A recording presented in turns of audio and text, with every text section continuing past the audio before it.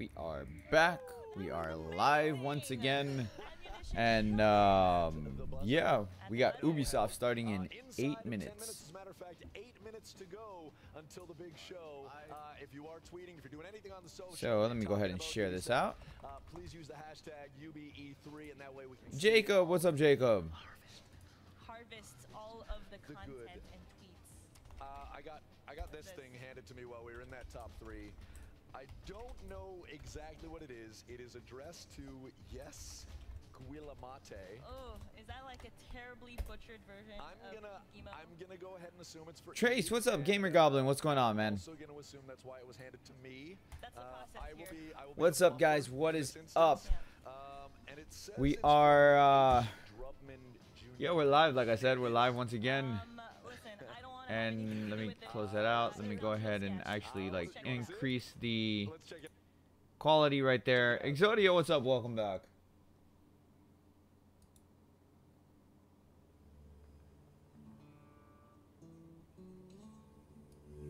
Put up the audio. Hey there, amigos. Yep, that's right. It's me, your boy, Herc. I just want to take a minute to speak directly to you, Ubisoft. Especially you, Mr. E.S. Guilamate. Pretty sure I pronounced that right. Listen, I've been hearing non-stop about this dang old Discovery Tour, and it got me thinking, man, Hope County needs to get in on this action. You hear me? Come on, man, let me show you around. I've been doing all kinds of corporate research, and I'm telling you, Hope County is the place to discover. I mean, look at all the stuff we got. Historical figures, I mean, we'll got see. Like, sports is culture. we already know there's gonna be got another fine Assassin's athletes Creed in Hope game. That's like County. a yearly No thing. one's made it to the big leagues yet, though. And something Vanessa, from what's the up, guy Vanessa? Peter, who keeps on sending me letters that are not of encouragement. Heck, we got Boomer here. I hear Maybe we'll the see internet like a loves good an boys. update We for got Far fun for Cry the whole 5. family. I don't know. Come to our annual testicle festival and eat a bunch of balls with your kids. Come down What? to one of our beautiful Dude, that's serene nasty. rivers. Oh my God! What is that? We got organic He's like, farm, come to nature the annual trails, testicle festival and eat a bunch of gentrification, balls with your kids. family cookout. What? Animals doing it. Iconic architecture. Immersive experience. Architecture. Recycling 2.0. Motherfucking freedom. Like I told you, ES, Hope County is a real Neapolitan center, man. And check this out, ES, we even got a mountain with your name on it. So there you have it, man. Hope County Discovery Tour. Boom! Cash in the bank, baby. What do you say? Oh, dang, my wheels! Not my wheels! Oh, cougars on! It's biting my face! It's on my back! It's on my nuts! I don't... Oh, he's leaving. He's leaving. It's on my nuts. So you have your people call my people, and we'll figure that... Oh, shit! He's coming back! He's coming back! He's coming back! Okay, I think he's gone. He's gone. Oh, I landed on my keys. Oh, declined. Oh man, no. This is not a thing, you guys. Listen. Look good to me. I don't know. No, I work on Yikes. Far Cry. Listen, Hope County. That was Discovery kind Tour of is just not a messed up. thing. What the hell was Not a that? thing. What did we just Really watch? careful. Erroneous headlines is what it is. All right, what is happening What right did now? we just the watch grand there? Final of the golden ticket competition right over here. Leon. Yes. We started out with 250 eager players. We went down to 10, and now these 4 wonderful people next to me are gonna fight for their right to party, to come into our conference. And Yo, for the this ultimate guy bragging who's rights. talking Are right you guys now, ready he for looks the like ultimate he's battle? like Mike Tyson's Yeah. son or something. Hell yeah. All right, but before we do, let's talk a little bit more about the game. Matt. Thanks, Leon. I'm here with Matt Woomer, one of the founders and creators of Brawlhalla. How's it going, Matt? It's going great. Thanks for having Brawlhalla. me. Thanks for being here. Could you tell us a little bit more about what our finalists will be playing today? Caleb, what's For up, sure, they're Caleb? playing Twisted, Brawlhalla. what's up, man? Brawlhalla is short for the Grand Tournament of Valhalla. Valhalla is the Viking warrior heaven. But the Valkyries haven't just brought Vikings. They Forza brought ninjas, Horizon they 4 is brought beautiful. pirates, they brought I mean, monsters, I- they brought I don't aliens. So have there's an tons of Xbox, so I characters don't play Forza. for your players to choose from. That sounds awesome. So all the great warriors are there. All the great warriors of the ages. Fantastic. So do you have any advice for our players? For sure. You want to use the B attack. You want to build up damage. You're going to get 2 points for each knockout you do. You have 2 minutes. At the end of the 2 minutes, whoever has the most points gets the golden ticket. That sounds fantastic. Well, let's head on over there and get this final started. I like how he's like, yeah, you want to use the B attack. Indeed. All right, are you guys really ready? No, no, no, no, no. People, make some noise for this finale. Are you ready? Woo! All right, I would say press the button. Press the button. And then You want to press the button? countdown. Dun, dun, dun. The anticipation is real. 3, 2, 1, fight! Did I see the Elder All Scrolls right, we've teaser? got Yes, I four did. good characters here. Trace. We've got Ada. Ada has a spear and she has blaster. We actually watched really that last quick night. character, good for getting in close. We have Ember. Ember is a warrior from the forest. She's an elf and she has guitars and she also has a bow and arrow. Very dangerous with the wolf character as well. Nash is our caveman. Caveman has a hammer. He has a spear and he has some heavy, strong attacks. Yeah, I have And no idea finally what the we hell's got going on Zuri, right the now. cat lady. The cat woman has guitars and she also has a sword and she'll also be moving in for quick attacks. Now we look here and some characters have, oh, there we already got a kill. We've got, ooh, another kill. Wow, they're racking them up quick here. You can fight unarmed and that's fine, but what you really want to do is see these weapons, these weapons that are falling from the sky. When you pick them up, you're going to get one of your two main I have no idea what the hell they're doing and, right now. Oh, there we go. The PK They trainer. have figured out Did the y'all weapon see that system Jump Force and trailer? are Yeah, doing that really crap well. game. Yeah, I saw that. Oh, Ember is going in and mixing it up. She is Like really everybody's in the middle getting of so everything. hyped Nash is about it. kinda Actually, you know backing what? off, The only letting people getting really hyped battle about come that to Jump him. Force trailer Oh, and that worked out for him with a hard ground pound. It's 4-4 with under a like, minute left. We you know, have the Dragon anybody Ball can get fan into base. this.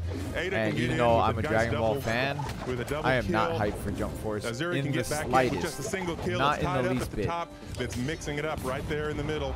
Wow, there's 30 seconds left. Ember's got a weapon. She's right there in the middle. She's holding on to that lead. Oh, she's picked it up. You She's wanted to got cry 'cause 6 of Elder points. Scrolls 6? Somebody needs to step up. We're Jump under Force looks 30 like ass. seconds. Yeah, Jump Force doesn't look Nash good at is all. moving in hard. I mentioned We it need to before. close I'm it like, out. that You is guys not a need to game move that in. you gotta buy take it brand away from new Ember. at She's $60. doing It's well. not a $60 game at all. Azuri's got the ground pound. She's coming in for it. It's She's gonna try and like the make her gameplay is move gonna be right now. clunky She's as hell looking, because they're going the 3D, looking for the hit. Looking for the hit. 3D Is she gonna find it? character 10, design instead of the 2.5D character 6, design like they did 5. in 6 to 6. We Fighters. are tied up. So 3, like, 2, yeah, 1. it's not. It is tied. Luckily, this game It's comes standard not with a gonna be good. I'm sorry. tiebreaker. Like, Top characters are at deep red. Jump Force is not going to be a good game. The controls are going to be really bad. That's the type of game that you wait for like Anime Day to show up, and then Jump Force is then like $20 instead of 60. Here you go. Golden ticket. Congratulations. Ultimate Gaming backpack. Let's go. Let's go. Enjoy the conference. Nah, there's so many more than just that. It's the Unreal Engine at its finest. Trust me, it is not the Unreal Engine at its finest. Not in the slightest bit. Jump Force, I'm going to tell you right now, it's going to be a very, very clunky type of game. It's not going to feel good to play it. It's going to feel like it wants to be Xenoverse, but not. All the love. Like, it's going to try damn hard to be a decent 3D fighter, but 3D fighters for anime characters do not translate well. 2.5D fighters translate well for anime. And that's why Fighters is a fun fighting game, you know, versus like Xenoverse that feels weird. Do not die. No, trust me.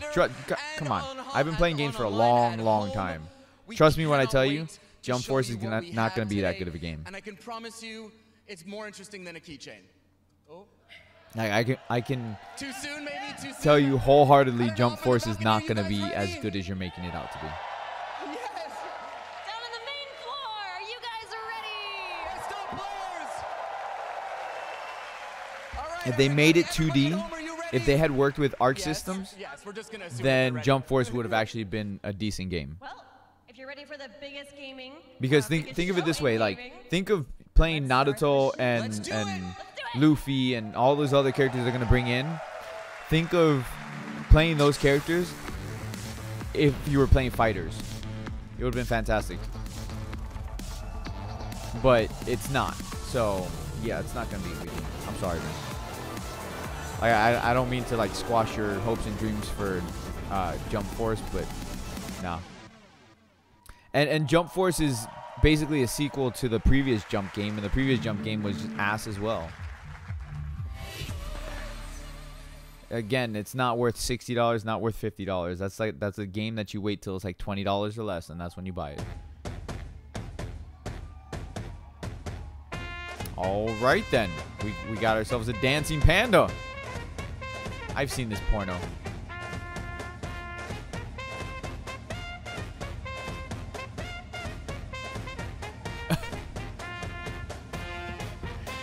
The hell is this? What are we watching, guys? What the hell is this? What the hell are we watching?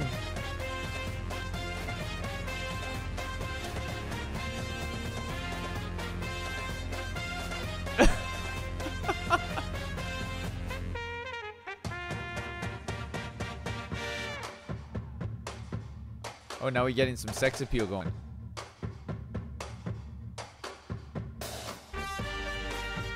Oh, she's wearing a bodysuit. Really? They're gonna play this song? Fuck, I hate modern music. With the exception of like rock music. I like rock music. And some rap. But fuck, this song, really?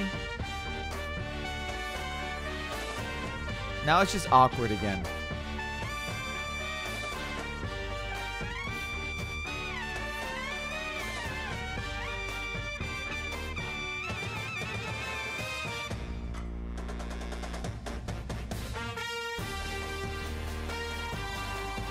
Oh my god, they actually went in, okay, so that was like live. They were actually doing this live.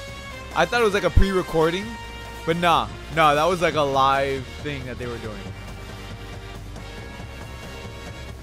Look at this man. Look at this old man right there. He's just like, what the fuck is going on right here? What the fuck is going on right here?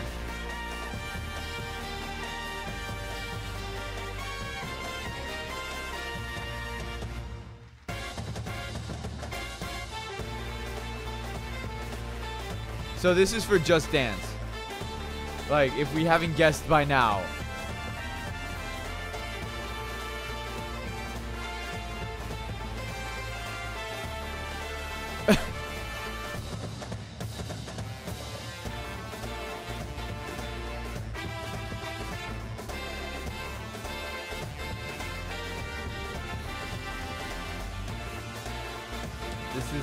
That panda is just random as shit.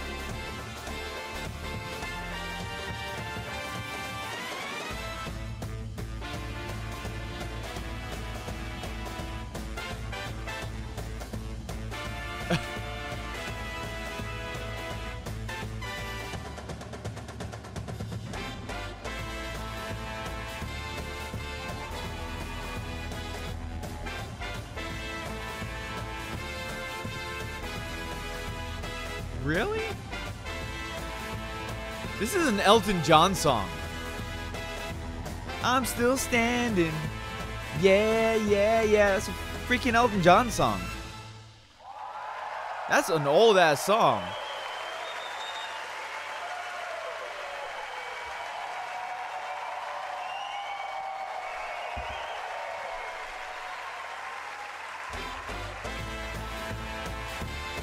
And they're still playing the damn song. I mean, it's a good song.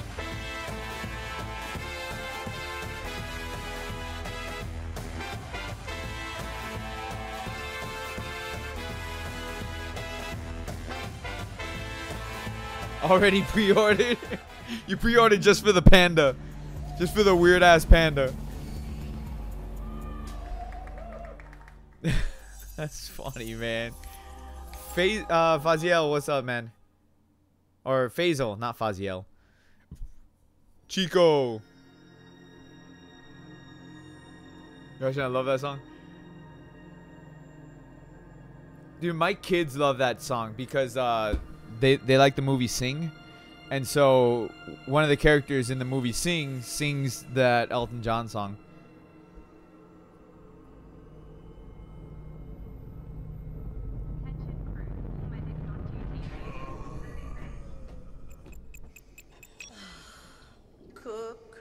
Do you hear me? Roger, Uma. Half the crew is dead drunk in my sick. You know, like, I've been wanting them to, like, announce, like, a good horror game or something. Anybody freaking announce a horror game.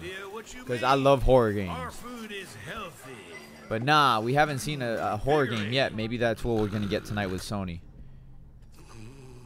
Captain to crew, dead monkey in the crow's nest. I repeat, monkey down. El Space Chili strikes again. Copy that, Captain. Hey, Paige, bet we could use your space chili to overclock our engines. Mushroom Man, what's up? Negativo, mi amor. Only you can melt my circuits.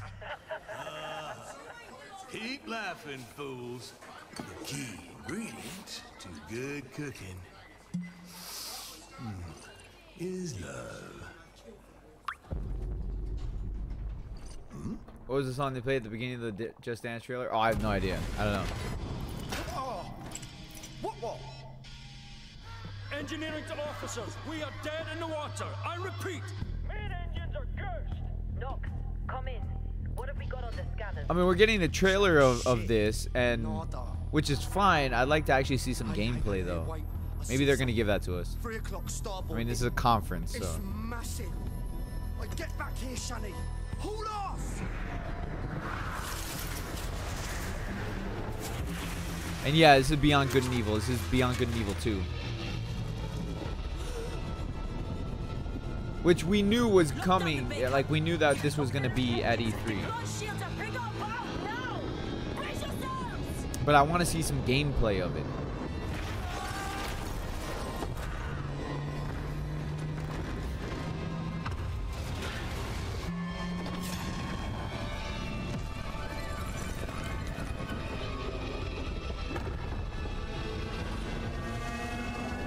Because, I mean,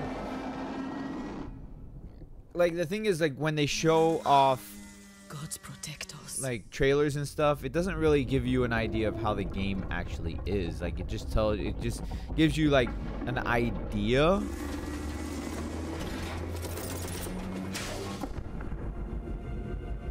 Mushroom Man, don't come in here promoting other people's shit. I don't want to see that shit. Alright, can somebody delete that, please?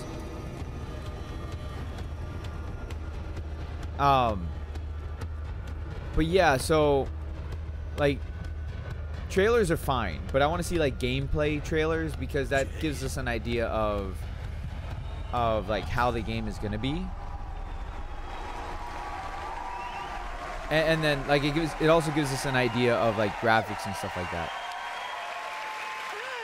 Because even though like the trailer might look pretty, without having the actual gameplay trailer to it, we can't really get an idea of how the in-game graphics Schrager, are. Narrative Director. And I'm Guillaume Brunier, Senior Producer. We are so happy to be back this year to share our progress on our space opera, Beyond Good and Evil 2, a game full of wonder, emotion, danger, and high-stakes drama. Last year, you all saw the enigmatic green-eyed Captain Dakini leading the legendary crew of the God on a quest to discover the location. Yeah, Mushroom Man, don't come in here promoting other people's live streams. That's not cool. First of all, I don't know who the hell you are. Second, that's like one of the rudest things that you could possibly do. And she's leading a crew into the deep, unexplored space beyond System 3, when they come face to face with their nemesis. Fans will have recognized a ferocious young Jade. Oh, TJ, why is Sony's conference so late? Because like they want to just save the best for last. That's what it is. We've got 2 other officers, Uma, the holistic chief medic, and Callum, our chief engineer. And all of these legendary characters will be playing a major role in our prequel. Today, this is a prequel? We're proud to represent our growing production team in Montpellier, Barcelona, Bordeaux, and Sofia. Thanks, everyone, for making it happen. Why would they do a prequel, though? Thank you. Thank you for them. Thank you. Thank you for them. In BGE2, you are a space. Hey, Terrell, welcome back. In a distant galaxy near the end of the 24th century. Yep. At this year's E3, we will be showcasing a new behind closed doors demo, offering a first look at our major location, the sacred city of Ganesha. Now, let's take a look at our first pre-alpha gameplay footage. Oh, there we go. There we go. pre-alpha gameplay footage, so it's not even in an alpha state yet. It's Ganesa is a pre-alpha. metropolis filled with sacred temples, beautiful gardens, and bustling shops. But it's also a darker underworld, rife with dirty bars and dangerous back alleys. Our game is an action-adventure RPG that you Zeno, can play what's going alone on, man? or with your friends in co-op. Welcome. From the intimate interior of a hidden temple to the very edge of the galaxy, fight on the ground. How about you do us all a favor and just like zoom into the game? And all of this Seamlessly. What you will be seeing at E3 this year is only a very small part of a much larger open universe we are creating. A universe we are also building with our fans. Yeah, let's go.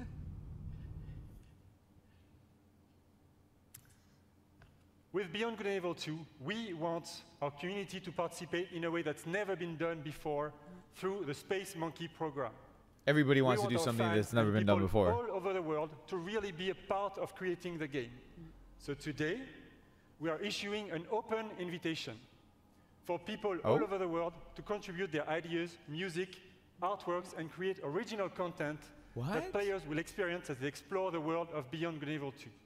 And there is literally a universe of ways for artists to express themselves. Wait, From what? giant frescoes to murals, street art, music, radio content, and much more. To do That this, is cool. We have partnered with a company at the forefront of community collaboration, Hit Record. And here, to tell us more, is their founder, Joseph Gordon-Levitt. Yo! Really?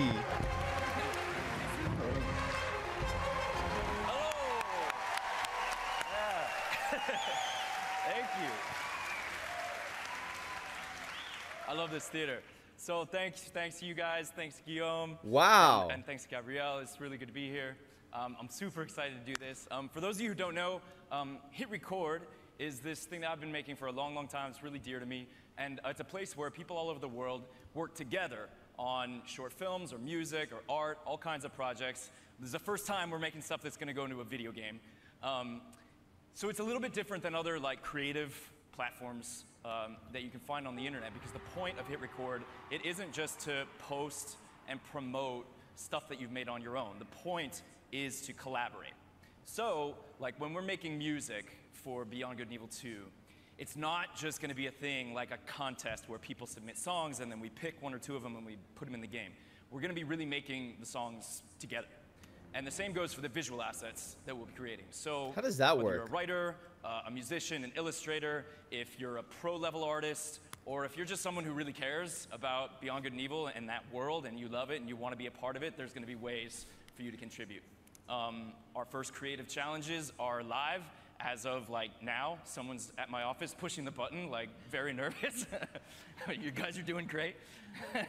And yeah, so come to our site, check out the Beyond Good and Evil 2 page at hitrecord.org, and that's it. Go do that shit. Thanks. That's interesting. That is very interesting.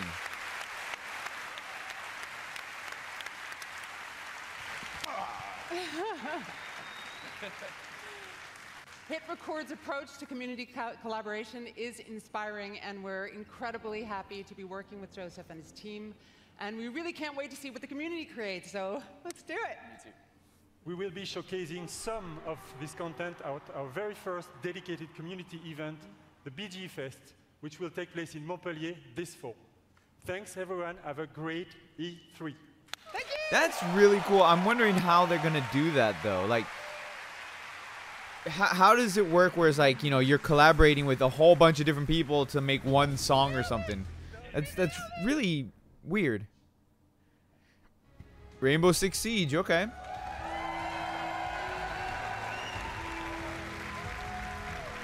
Not a huge Rainbow Six fan. Last time I played a Rainbow Six game was back in PS1. Kruger, community developer on Rainbow Six Siege. And I'm here today to talk about our community. Our community that inspires us and drives us every single day. The Siege team back in Montreal has actually been so inspired by seeing all of the millions of people playing our game every single day over the past 2.5 years. We've actually absolutely loved seeing our community grow, and I'm excited to announce today that the Rainbow Six Siege community is now 35 million players. Holy crap. That's a lot. Rainbow 7 Siege. No. Exodia. If anything, it would be called Rainbow Six Siege 2. I wish I could hug every single one of you, but I don't know if my arms are big enough to hug every single Rainbow Six is the franchise. Take a long time as well. As you can see, as the community grows, so does the game. And as you can see behind me, Team Rainbow has recruited the Italian GIS operators, Maestro and Alibi. Actually, this image represents 10 seasons, 40 operators, and 19 maps. That is all free in-game. And if you want to get to know all of these guys a little bit better, you can play Operation Parabellum, which is playable right now. And if you want to see them in action at the top of the game, what's going on, man? Tune into the Rainbow Six Siege Pro League, kicking off on June 18th at 5 p.m. Pacific time. The world's biggest esport teams will be competing for 6 months of intense Rainbow Six action. And that's just one of the many ways to enjoy competitions for Rainbow Six. The 6th major is just around the corner and will be hosted in Paris this August.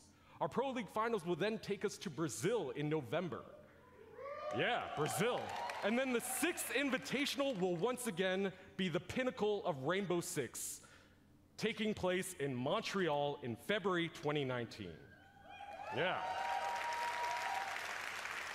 So, whether you're a player or just a fan of esports, there really is no better time to get into Rainbow Six esports.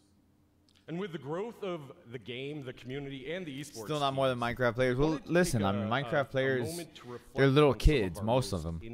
And then those same little kids play Fortnite. So, a sneak peek at an upcoming that's why. That is focused on a few familiar faces who took their love for Siege to the next level. Without further ado, here's the first look at Another Mindset.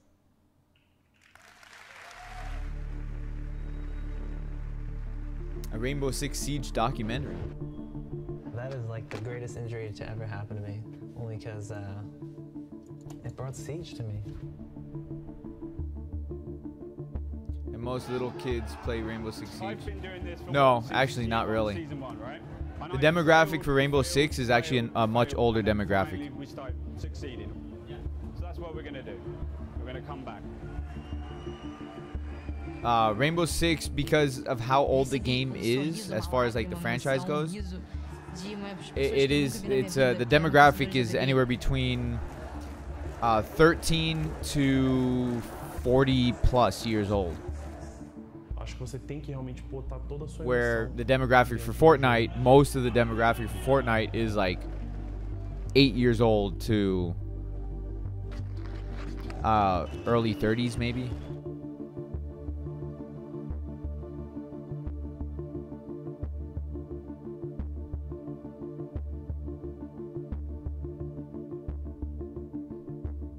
Maybe not little kids, but every time I try to play, I hear a bunch of 10 or 11-year-olds. Maybe it's the time of day you're playing. I don't know. Like, it's one of those things. The demographic for Rainbow Six is definitely a much older demographic. Dude, I like that theater-esque auditorium that they have. What the hell?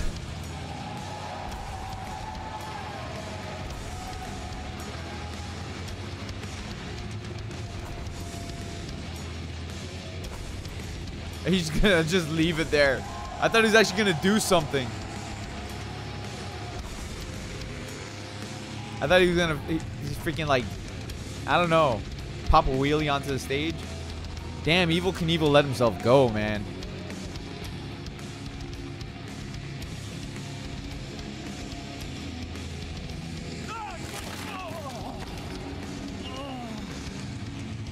Yeah, okay, because that wasn't staged.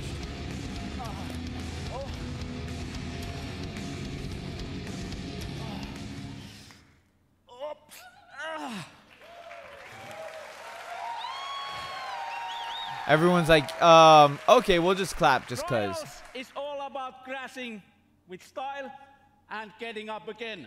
Hello, I'm Antti Ilvasjo, Creative Director of Trials and also Prime Minister of Finland. Now I was expecting like the most redneckish voice possible out of this guy.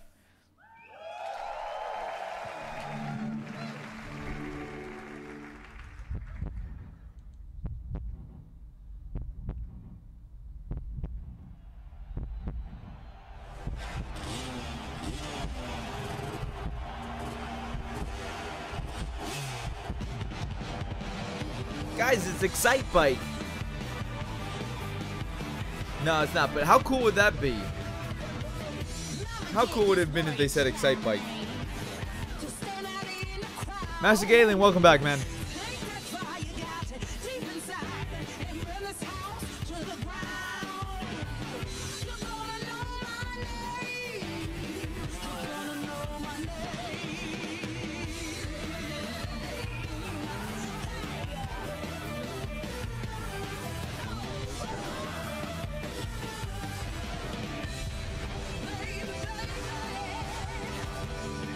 Dread, what's up?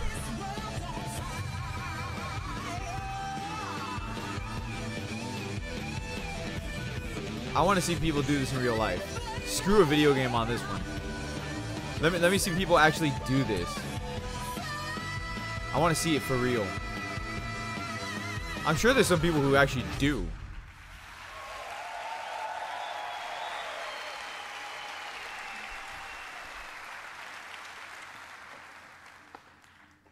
Sorry about that.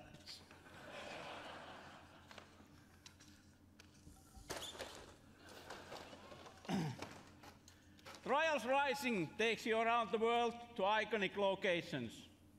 You never ride alone and competition is everywhere.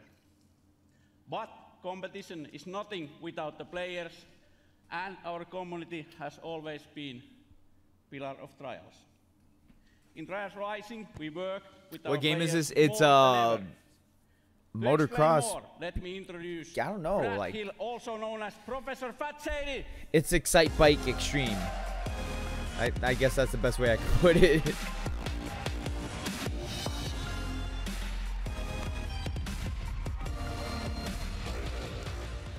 You made a mess. Well, thank you, Auntie, and hello, everyone. This guy's named Professor Fat OTHC Shady. down the front. I see you. I became a fan of Trials because it's challenging, but so rewarding when you overcome something difficult. But I soon realized that a number of players struggle. Yeah, Professor Fat with harder Shady. levels. So in 2013, I created the University of Trials, a YouTube channel dedicated to mastering Trials writing. Now, before I go on, Ubisoft star players, I want you guys to make some big noise right now.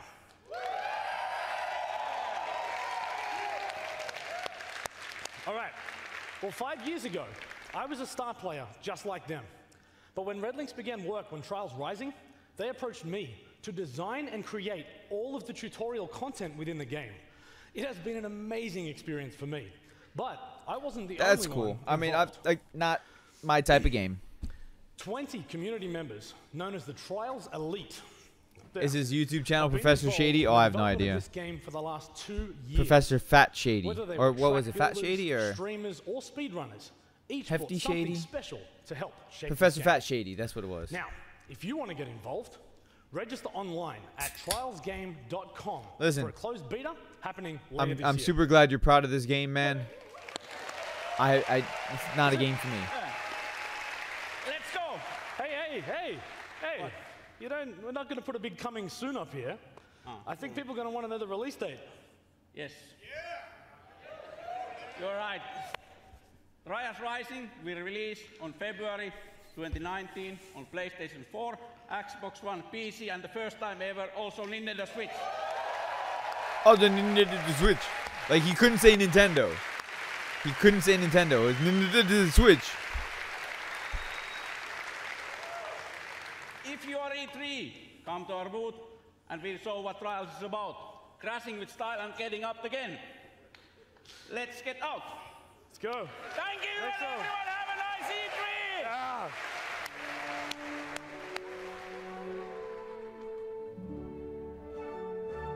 Yeah, I don't care for this game. Don't care for it. You hear the people in the back, oh wow, oh wow. And I'm here like, yeah, okay.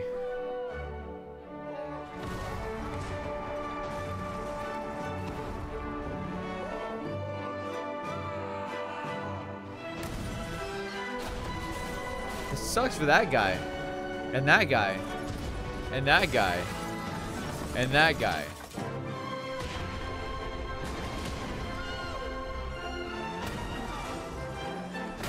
Oh.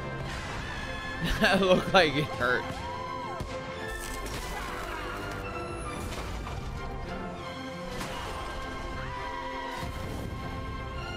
I think this is the type of game just it'd be fun to just watch and see how many different ways you could die.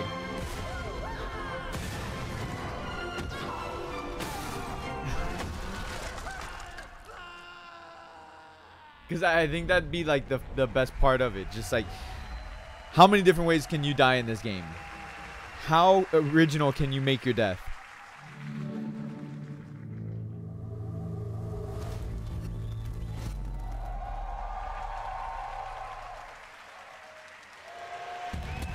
Division 2.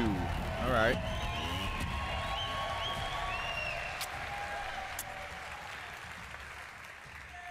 My name is Julian Garrity, and I'm the creative director on Tom Clancy's The Division 2. He was like, On all Black right, I'll take Friday, that. A strain of the smallpox virus was released on dollar bills in New York City. The infection and chaos spread across the nation. 7 months later, the virus has mostly burnt itself out, but America is tearing itself apart. Washington, D.C. is at the heart of this battle. Good thing people don't really Under that carsy thing, constant huh? Threat from dangerous factions, civilians That's my trying to rebuild. that's exactly my train of thought, Exodia. I was like, their what? survival lies the seed for the rebirth of society.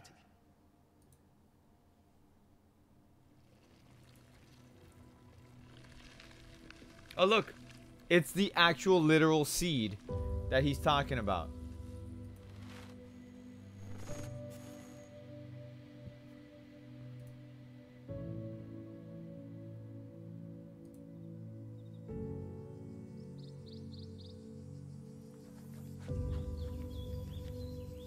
By the way, guys, if you haven't done so yet, consider hitting that that like button for me, because somebody came in here just to dislike the video, which is fine.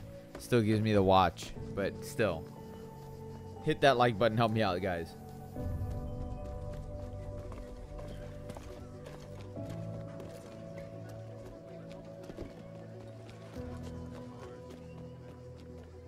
Everyone dies at the end roll credits.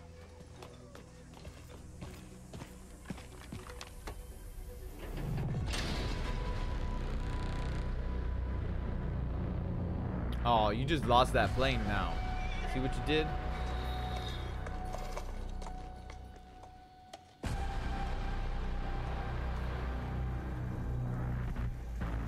And now, a twist, it takes place in the Resident Evil world.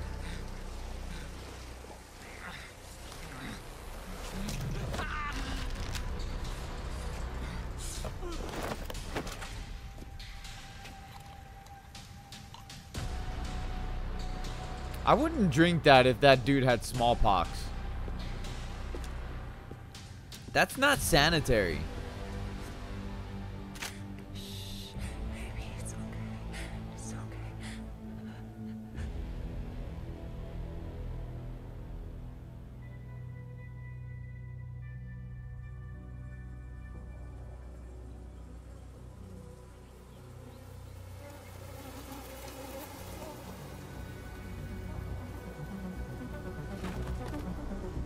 Man, that's super gross.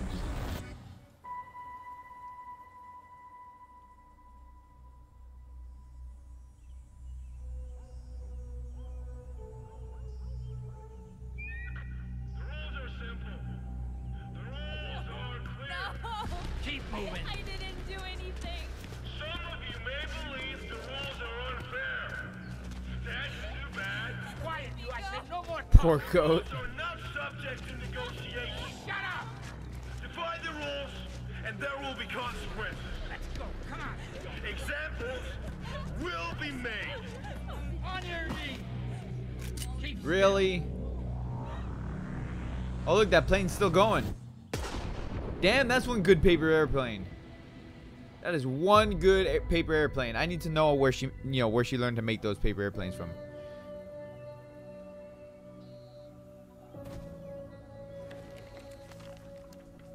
My dog is barking like crazy. I don't know why.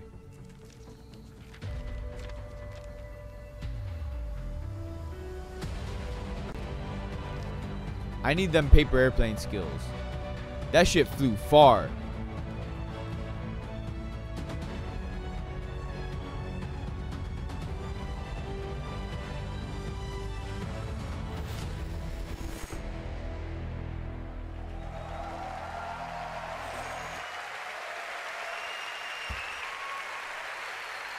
Like, that would be my biggest question to this guy.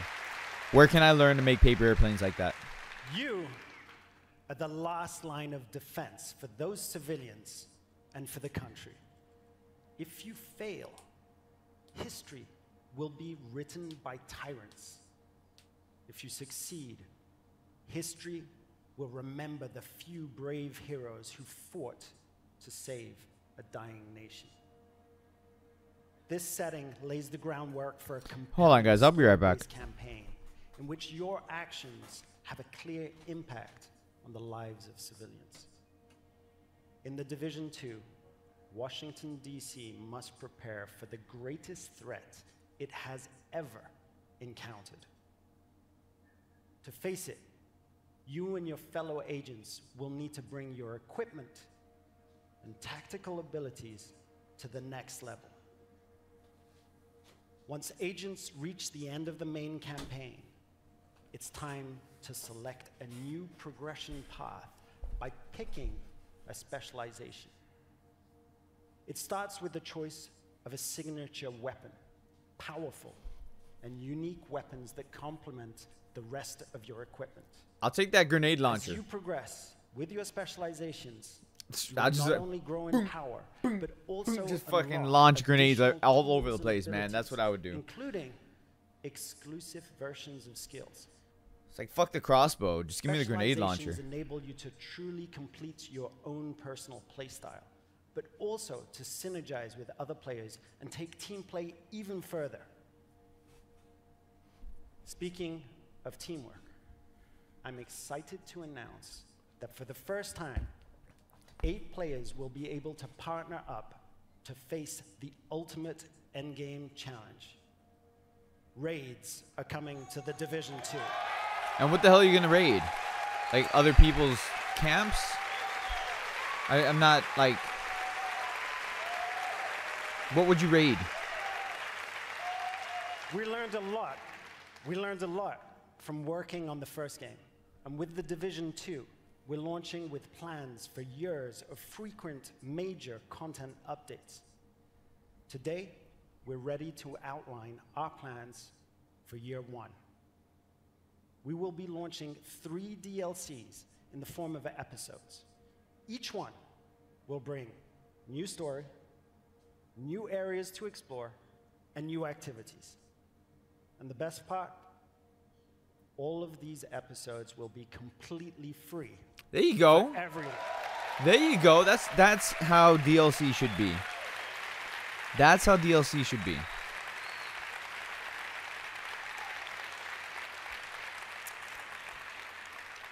Free Where's DLC. my Division team? Hell yeah, that's what you should do with DLC. Stay tuned after the Ubisoft conference for an exclusive 30-minute deep dive into our playable E3 demo during our post-show. As you can see, they're getting ready right now, and they'll be playing right after the conference is done. Like, I'm not big on these type of games, but I'm just saying, like, until then, remember, free DLC is the way to go. This is history's defining moment. Hope for the future lies in you. And I'll tell you why. Agents of the Division. What if you want to make money on a game? Yeah, DLC is fine, whatever. But sometimes putting in DLC into a game kind of turns people away from the game sometimes, because then it's like, oh, you mean you sold me an unfinished product, and if I want to finish the game, I need to buy the DLC.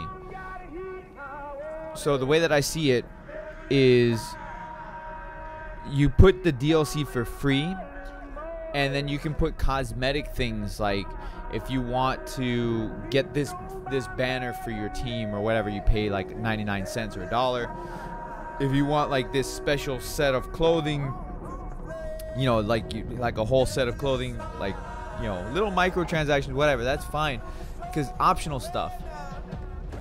I made a donation trip to pack, huh? Oh yeah, up there, yeah. So, you know, that's the way I see it. Like, if you're gonna add more to story and like big content updates, free DLC is the way to go.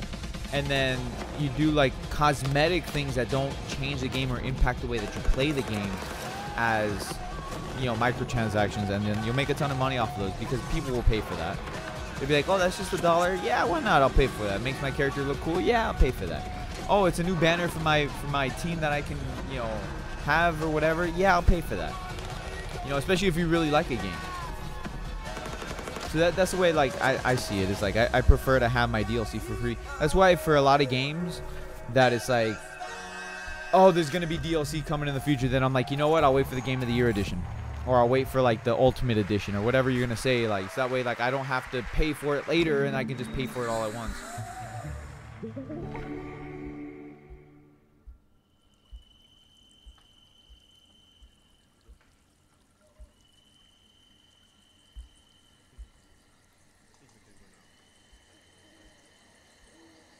Is that a drum set?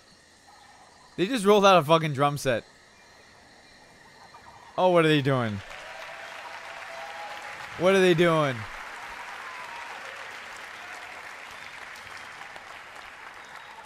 Hi, I'm Xavier Manzanares, lead producer. And it's an honor to be back here 1 year after we announced for the first time and released the game. Oh, Mario Rabbids. Incredible. So, as a team, I just wanted to thank all of you. Mario for the Rabbids. support and all the feedbacks we received. Thank you.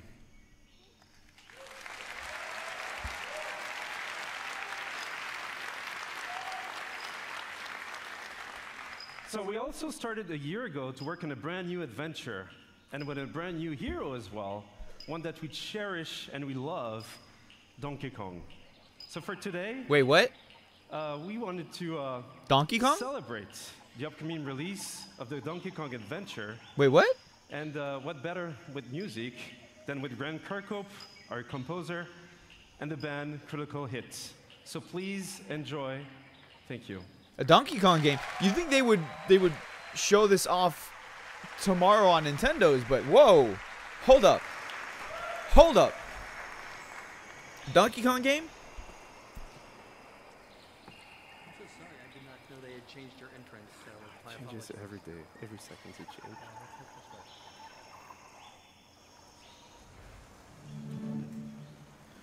Dude, they're gonna play the music for the trailer. That is cool as shit. That is cool. Exia, what's up? You're this is like the first action. Well, no, I mean they announced the Division 2, which we already knew about, but now a new Donkey Kong game. Wait, what? Donkey Kong Rabbids? What the fuck?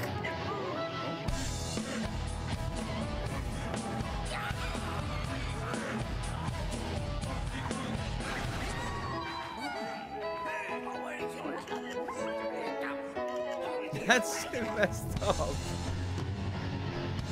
That violinist is like really hot though.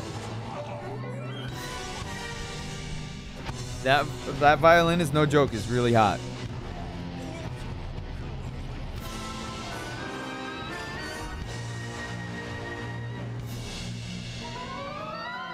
Oh, so is that flute player too. You know what? I wouldn't kick the guitar player out of bed either. Oh, and the cello player.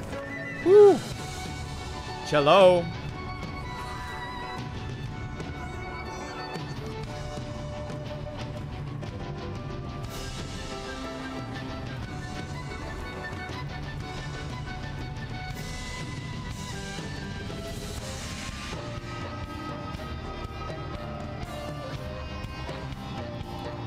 Division 2 looks so good. I'm not a I'm not a fan of those type of games, but it does look decent.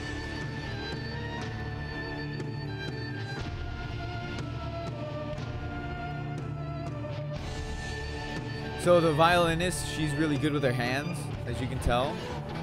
The guitar player is, you know, the wild chick, so, you know, you're gonna have a lot of fun with her.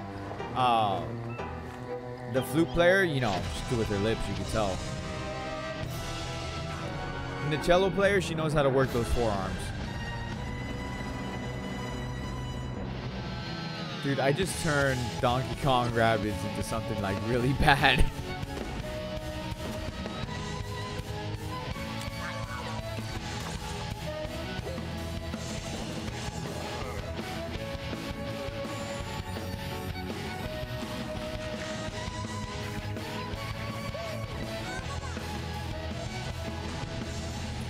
Free episode DLC, Bungie needs to take notes. Dude, everybody needs to take notes of free DLC.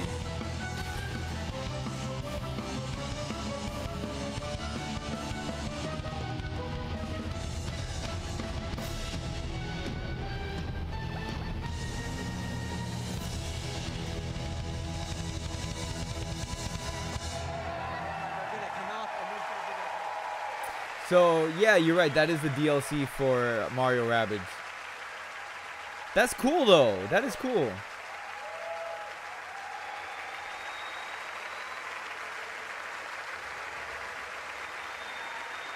I really like that flute player. Really like that flute player.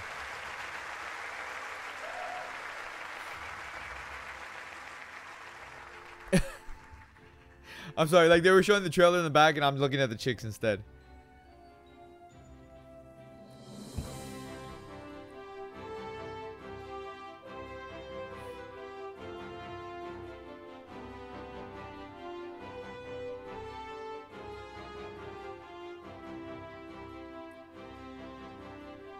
Nice if it's free. Well, I mean, it says the season pass owners. So I'm assuming that you have to buy the season pass for that. Assassin's Creed? Brian?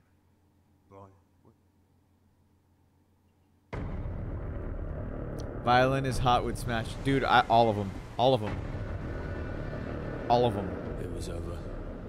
The old guard was like, wiped out. Just have some fun. Those who kneeled were now at the gates of hell. They were killing us off, burning our seas from shore to shore. Long live piracy. That's what a lot of people say on the internet. There was no way the Empire could win this game.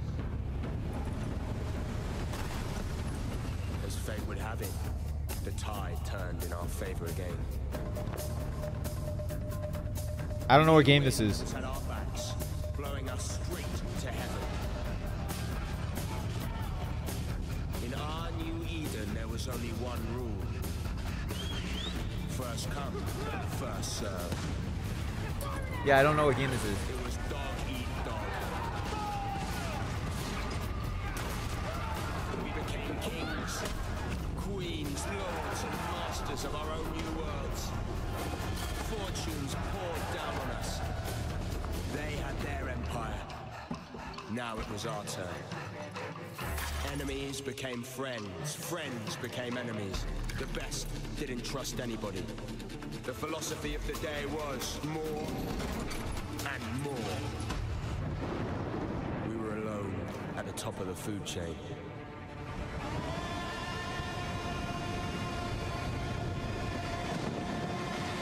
I mean, it looks interesting.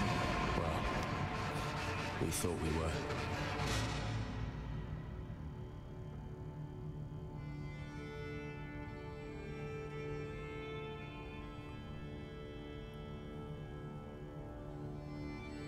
In a dog-eat-dog world, we were wolves.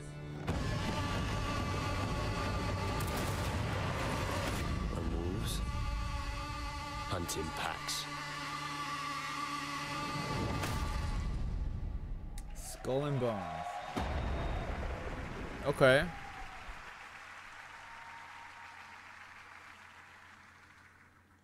the world of Skull and Bones, there are soulless empires. There are greedy trading companies, and of course, ruthless pirate game sailing the seas. I mean, I'm all But there for are a no pirate heroes. game. Hello, my name is Justin. Especially if Grant, it's creative done like in a director at mature Ubisoft theme Singapore. and like For the past like you year, can really my be team and I pirates. have been anxiously awaiting this moment to invite you, our fans, to join the hunt here at E3 2018. Piracy is dead in the Caribbean. The Empire is crushing all those who oppose them. So your next big score? The Indian Ocean, home to the richest trade routes in the world, where merchant ships carry cargo worth over $10 billion a year. And you're gonna steal every last fucking coin. This needs to be a this needs to be like an open world MMO type of deal. You pick up intel on a heavily guarded It has frigate, to be. fat with African diamonds meant for the Grand Like Mogul of India. with the story mode, will help but you claw like your way after you to beat the the story top. mode or whatever, like you can To become continue the on pirate MMO that style. no empire can It, take down. it should be. It has to be. Second, Has you to be. must know your hunting ground. Our reactive and evolving world is reflected in what we call fortunes, presented to you by Taljid, the fortune teller. Now, fortunes reveal changes in factions, weather, and the trade routes themselves. Today, Taljid reveals Like if it's not an favorable winds. MMO, That it's a means really more missed merchants to opportunity. rob, but also more competition. And now I'm proud to share with you the essence of Skull and Bones, a shared world where every player encounter matters. Will you fight or will you ally? There it is. This is what we call the hunting grounds. There it All right, is. pirates, let's head to the hideout and have a great E3. There it is. So it is an MMO style game. So you interact with other players for real, and like you fight them or you become allies or whatever. So that's actually really cool. I like This that. hidden pirate den provides I like that. everything you need for your next strike. I'm gonna keep my eye on that one. From your shipyard, you choose the Black Horn for the upcoming battle. The strong winds will boost its speed, giving its battering ram a devastating punch. So, what's it gonna be? Next, you choose the right crew and gear for the mission ahead. Demi cannons are slow loading, but deadly at short range. Rockets are blazing fast and deal powerful damage from every angle. With everything So you loaded, can customize your ship completely. That is cool. the winds are strong and the day is clear. That means more merchants to rob, but also more rival pirates out looking for a quick score. According to your intel, the convoy is sailing past a Portuguese fort, taking advantage of the strong winds. There she is, with our loot! That fort is too strong to simply sail past. Its cannons can blast you out of the water. You need to find a way to sneak by before the convoy slips away. Wreck sighting, Captain! Fortunately, deception is another tool in the pirate's arsenal. Let's fool these blackguards! Disguised as a Portuguese merchant, you try to creep past the fort. Captain, if we engage, they will see it through our guys.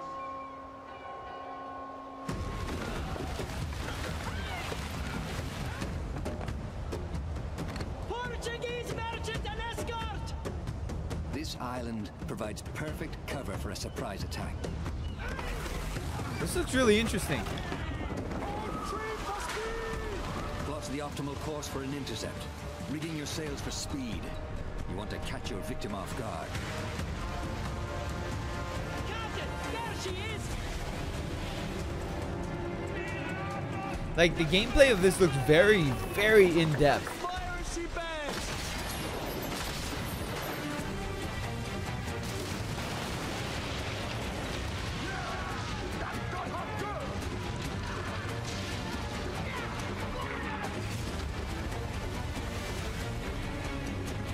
Wow, and you gotta steer to avoid cannons and shit. That looks really cool.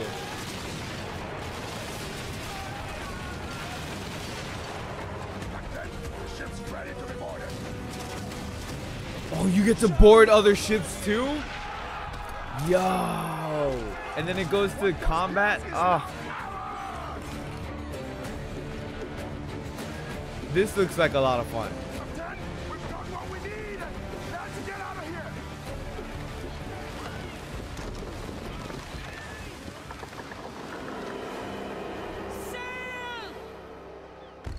warship sighted! Portuguese frigate ahoy! Your attack has alerted a powerful Portuguese warship. At the helm So then a is boss Commodore. comes. Too tough to handle on your own. Even worse, you could lose your loot. This looks like it'll be fun. And you need it fast. Invite groups. Oh, you can just like invite people. Just oh. One should even the odds. Oh. See, this is what I'm saying. Like it had to be an MMO style. Mike, what's up, Mike? Dude, this looks like a lot of fun. Using a coordinated battle plan. The enemy strikes first. The first ship goes down, breaking your formation. It's like the man. Like this game looks very, very intricate.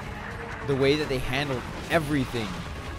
It's so like the detail for everything, the way that you're gonna have to maneuver the ship at the same time as entering combat with the ships and then having a lookout on the top. Oh my god, there's so much stuff in this game. Your allies maneuver for position. How's it going? It's going. It's going, Mike. Just enjoying some E3. It unleashes its special ability, Siege Mode. Once anchored, it can fire its cannons without limits. Oh my god, this looks like so much fun. Mike, we gotta get this. We gotta get all the Super Stream friends and we all gotta get this game and we all gotta be playing this game together. Oh my god, this is good. This is a good one for us to all just like play, man, as a group. Oh, this is a good one. This is a good one. This is a good one. I'm hyped for this game. I hope I don't get seasick. Because I get seasick. World of Warships for pirates, hell yeah. Dude, it really is. Oh my god. He freaking rammed the ship. He rammed the ship. The battle is won. But the glitter of gold can turn new allies into deadly enemies. And then you fight for the gold. There is no honor among thieves. You fight for the gold after. So it's like we took down the Portuguese ship. There's gold there. And then you stare down each other and it's like, that's my gold. No, that's my gold. That'd be my gold. And then now you gotta go and fight each other. Oh my god. PC or PS4? If it's gonna be PS4, I'm gonna go PS4. Even though my PC can play it, I'd rather go PS4. And only because the controls will feel a little bit easier on the PS4 for me. And like it'll have a more natural feel on the PS4. And then on top of that, it's like for streaming purposes, it's a little bit easier to stream because then it's not as intensive on your computer because then Elijah would. Because then you won't be playing it on your PC and trying to stream it at the same time. My name is Elijah Wood, co-founder of SpectreVision. Because nobody knows who you are, Mr. Frodo Baggins. Avid gamers, and the opportunity to partner with Ubisoft was something we had to be a part of. And my name is Benoit Richer, game director on Transference. Yeah, nobody knows you. Together, we know Mr. we Frodo. combine the storytelling techniques of film with the interactivity of video games. He is the enabling us to good create son. this unique, deeply immersive world with a dark and unsettling narrative. Have you ever dreamed? Same here. of There's also a entering wider someone else's audience. Yeah, consciousness, because I feel like exploring their darkest PC thoughts gaming, and most even intimate though secrets? PC gaming In is still Transference- good and alive and all with that. Transference, we're bringing a Console gaming, just there's With more people who Transference, we're have bringing a consoles. It's first-person cheaper to buy exploration a game into a console as chilling new opposed to dimension. escape, building a you PC must and go everything like that. hands-on to search for clues, solve puzzles while shifting between the perspectives Challenge the of viewer each teams. family Yes, member dude, that would be so and much attempt to fun. piece together Are you the kidding? mystery.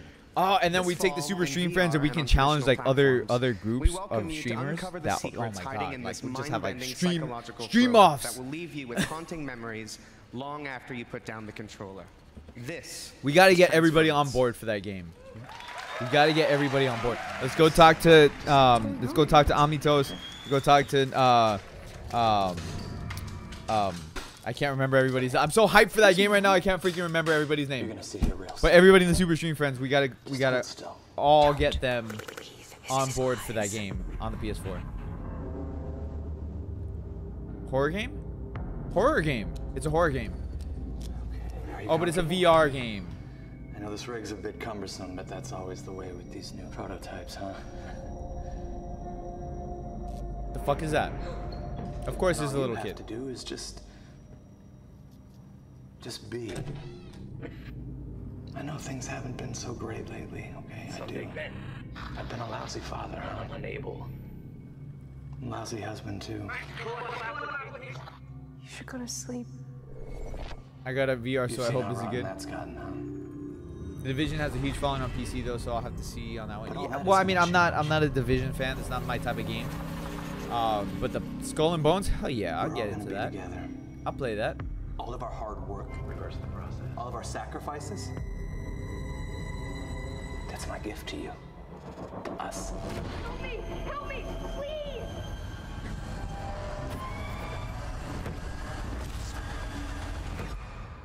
Dad? Why are you doing this? I love you, son. Huh. I love you with all of my heart. See, VR is good for games like this where it's, you know, horror games or like things like that where they can do jump scares and things like that. Well, while they, hold on. I was gonna say while they talk about this game, I'm gonna use the bathroom, but. I have waited so long for this. We will sacrifice the world of Atlas to the harvest. What is this? What are we waiting for? Let's get out there. Go show them what Starlink can do.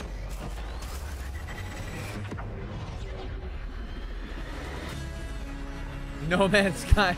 Oh god, no. Don't do that again.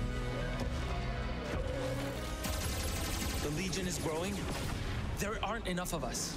We need to find help from every planet in Atlas.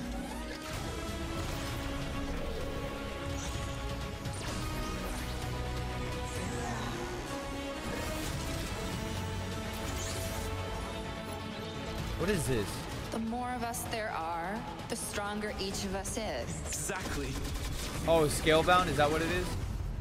You must feed my I'll be right back. I'm gonna use the restroom.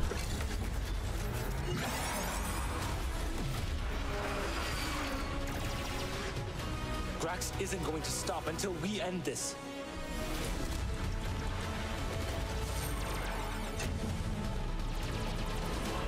I will finish this.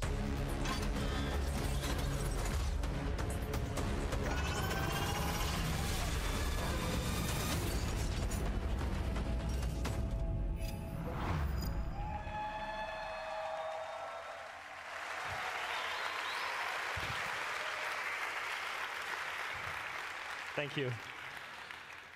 Hello everyone, I'm Laurent Melville, Creative Director on Starlink Battle for Atlas. Last year, revealed our modular starship innovation to the world and showed you how players could reconfigure it instantly to adapt to any challenge. This year, we're excited to show you what the depth of the open world that we've built and put the game directly into your hands. We're going to take you on a journey 400 light years away from Earth to the Atlas star system. Discover exotic planets, meet fascinating local factions, and forge your alliance. Upgrade your pilots, starships, and gear, and unleash devastating combos to save Atlas from the relentless Forgotten Legion. Unleash devastating combos. The mission will not be easy.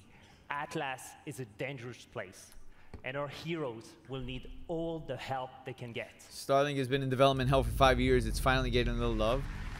Has it? I've never heard of this game before. Never heard of it.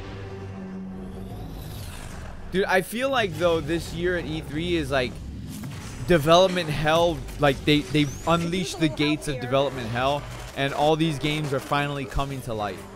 Can you hear me? I'm so excited for tonight for PlayStation. So excited.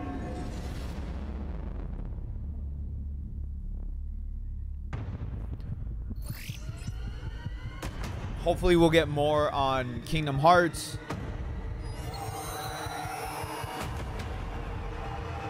What is that? Let's rock and roll, boys. Star Fox! Please, someone say dual barrel roll. Dual barrel roll. Just do a bit. He did a barrel roll. He did a barrel roll. He did a barrel roll. I'm happy. I'm happy. My day is complete. Not yet. Not yet. My afternoon is complete. Dude. Dude. I was expecting this for Nintendo tomorrow. Not right now. It is an honor to welcome Star Fox in Starlink, Battle for Atlas. So they're bringing Star Fox and Star... Okay, so now this game has my attention. Ever since I started working on Starlink, I wanted to invite Fox and his crew into the game. Starlink has my attention now because they're bringing the Star Fox crew in there. It was the first 3D game I've ever played, and I'll never forget that. And so for me, this moment is a dream come true. And this dream was only made possible thanks to our long relationship with Nintendo. We can't wait to play Fox on the Nintendo Switch. I would like to give a special thanks to a dear friend with us in the audience today. Ladies and gentlemen. No, it's not a Star Fox game. It's part of Starlink. Yo! What?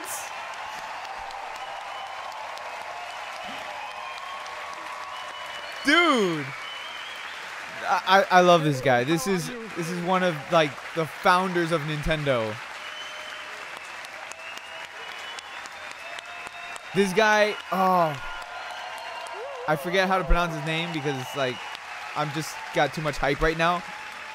But I love seeing him like announce games and stuff. I came with a gift. You know, it's the first prototype of the vessel that we such saw. Do you like it? Super. So thank you very much. So it is actually a vessel that has been created by the team, and they would be so happy to see you backstage. So let's go and join them. Thank you. He is always so happy. Like whenever he's talking about a game or announcing a game, he is so happy every single time. And I love watching him like talk about games and promote games and stuff like that. He makes you want to buy the game. Whatever game he's talking about, he makes you want to buy it. And thank you, Yves. For everyone at E3, please be sure to come by the Ubisoft booth where we'll have a full hands-on demo for you to try. Yeah, that's Miyamoto. Yes. Everyone else, Starlink will launch on all consoles on October 16th with Star Fox as an exclusive Nintendo Switch experience. Oh, you're going to make me buy a Switch, aren't you? You are making me buy a Switch. Thank you. Thank you. All right. All right. Thank you so much. Tomorrow will determine if I buy a Switch or not. To pre-order the game right after the conference. Thank you so much for being here today, and have a great E3. I don't think it's a Nintendo Switch exclusive. What he said was Star Fox is a Switch exclusive. So obviously when the game comes out, if it's on PS4, Star Fox is not going to be on the PS4 version of the game. But tomorrow will determine if I buy a Switch or not. So let's see what they announce tomorrow for Nintendo, and then we're gonna see what happens. 'Cause like you might see me with a Switch pretty soon if like it's all hyped tomorrow. Cosplayers, artists, tournament organizers. Yeah, For Honor. I'm not big on For Honor. You are For Honor. Indeed. Hello. I'm Roman Campos-Oriola, Creative Director. Whether it be upgraded stability with the dedicated servers, release of heroes, constant balancing and new training tools, we would not be here without your passion and commitment. You've helped us enrich the experience. Thank you. Tomorrow will be Smash 5. Yeah, I know, but that means I'm not looking forward to just Smash 5. Like, I want to see everything else. I want to see more Shin Megami Tensei 5. I want to see Metroid Prime 4. Like, there's so much I want to see for the Switch. Today and until next Monday, or for Nintendo in general. Giving away the PC Starter Edition on Uplay. Download it this week on PC. Just cut to Assassin's Creed already. No one wants this game. Oh man. So come, join the fight with us. But that's not all. Because building on everything that we've learned, we are now ready. I said it was separate going to be in Nintendo via Nintendo Direct. What was? Smash? Nah, you know they're going to bring it. You know they're going to show it.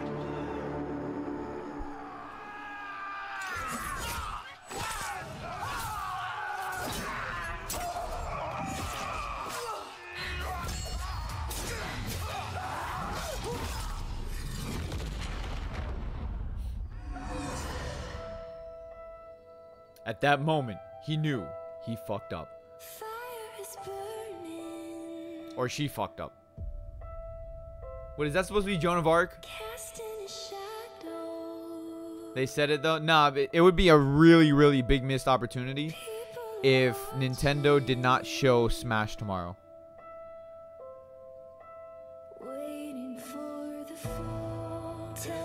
So she has the ability to freeze time? Like, what the hell's going on here?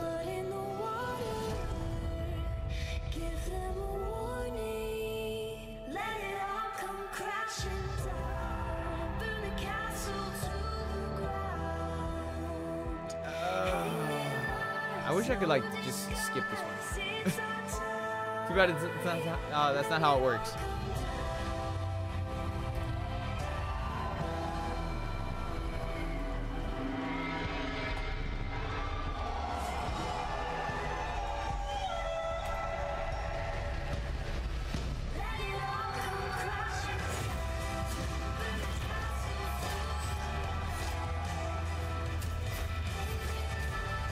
Well, I guess it was the gameplay a bit like that. Playing the games, like the demos that they have on the floor. So probably what they're talking about. So they're going to be streaming people on Nintendo Direct playing the new Smash game. That brought knights, Vikings, and samurai to fight. Civil war consumed China. Warriors of the Wulin factions fought each other, but failed to establish order. Amid the chaos, 4 warriors of the Wulin now march west. With a new faction, 4 new fighters, visual enhancements, and single-player content. Visual enhancements. Oh, how the nice. Marching Fire update is our biggest and most ambitious addition so far. But this update would not be complete without answering a huge request from our community. A new 4v4 multiplayer mode fulfilling the classic medieval fantasy. You know what it is? 44 multiplayer mode? So please, allow me to introduce you to this new mode, Breach. I swear to God, if you say it's a battle royale, that's just why. Too much battle royale shit. I'm so sick of battle royale. So sick of it. Like, EA announced Battlefield 5 is gonna have a battle royale mode. So sick of that shit.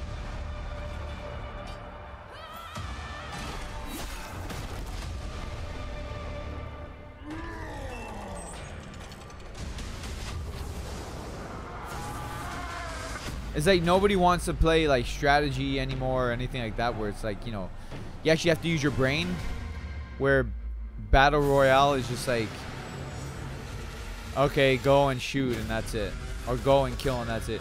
You know, like I miss the days like RTS, like for example, back in the day, I don't know about StarCraft 2, but the original StarCraft was intense as hell. You have like 8 people playing and setting up their bases and all that shit and just going at it. You know, I really like, you know, strategy games and things like that where like you have to actually think and use your damn brain. That's one of the reasons why I don't like Battle Royale, because it's like last man standing. Well, okay, that's fine, because there's so many other games that do it, but actually you have to use your brain to do it and become the last man standing. You know, or you work in a team or whatever. Like Battle Royale is just so lazy, so mindless. 40 or 4v4. Oh, I don't know. I heard 44. It might be 4v4. It might be. RTS games got killed by MOBA, and that's fine. That is fine. Like, I like MOBA games too, because again, MOBA games, you still have to think about things. Like, it's different than Battle Royale, because MOBA games, you're working as a team, and you have to build your character brand director of the Crew 2. to accentuate your team and to make your team work well, or else you're just gonna fail. So I'm okay with MOBA games. I like MOBA games. Obviously, I play League of Legends. You know, it's different than Battle Royale. Like if League of Legends was like everyone free for all type of deal, then I'd just be like, okay, well this sucks. I get bored of it. But because it's a team game and it's always a different team, Xbox One and PC, unless you're playing with your friends or whatever, then yeah. But there's more. You can preload the open beta right now, so you'll be ready to hit the road as soon as it starts. I don't care about the crew. From all of us at Ivory Tower, welcome to the Crew 2. Mike, you know they're saving Assassin's Creed for the end. You know they're doing that because that's their big one, right? So it wouldn't make sense for them to show Assassin's Creed right now and then everybody lose interest after that, because that's the game that most people want to see is Assassin's Creed. I mean, I haven't played. I've got too many Assassin's Creed games. I've lost count, and I'm just like, ugh. Mobile is a natural progression. The resource mining slowed esports time. Yes, it did. It did. Highly so. But I mean, they still have esports for RTS. It's just not as popular as it used to be. I think RTS games were perfect for online, but not for esports. That's the way I feel. It's like, you know, there's a place for every type of game. There really is. You know, there's a place for every type of game. There's a player for every type of game. So, you know, RTS games like Command & Conquer, Warcraft, StarCraft, you know, those type of games, I feel like they excelled in online, but not for esports.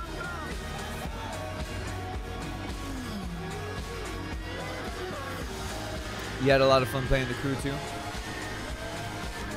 Not my type of game.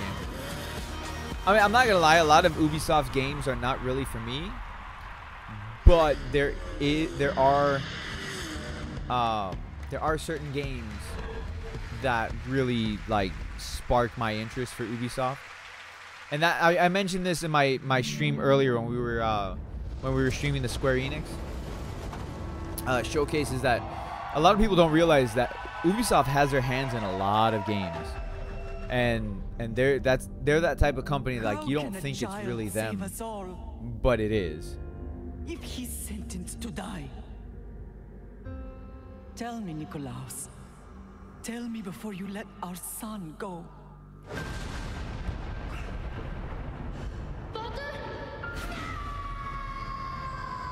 Oh, I thought he was gonna kick him and be like, "This is Sparta." Does not define who we will become. Before you, I see a path.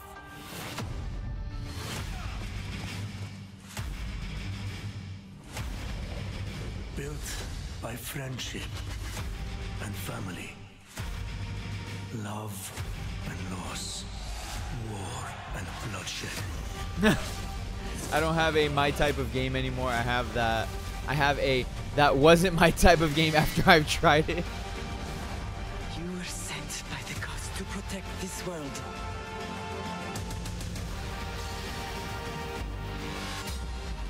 You carry the blade of Leonidas. Act like it.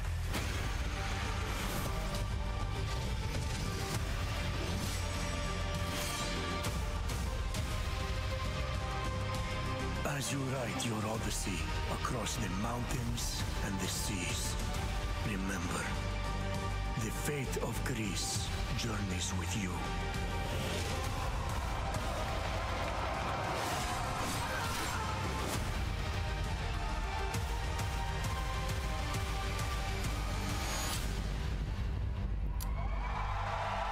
How many generations is this spanning?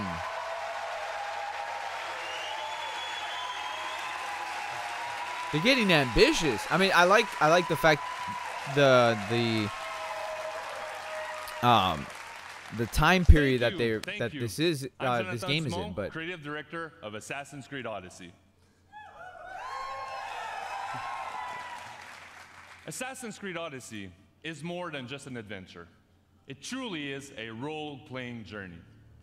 You will explore on land and sea one of the most iconic and influential settings in human history, ancient Greece.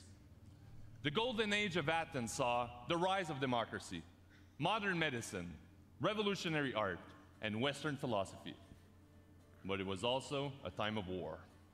A devastating conflict between Sparta and Athens, the Peloponnesian War, divided the Greek world and changed the course of history. In this world of contrast and opportunity, this land shaped by the gods rages a battle between order and chaos. This is where your adventure begins. You, a simple mercenary, an outcast, they kept away from feudal Japan for a while, so expect that sometime in the next 3 years. And become the legendary Feudal Japan would be fun. Greek hero Greece desperately needs.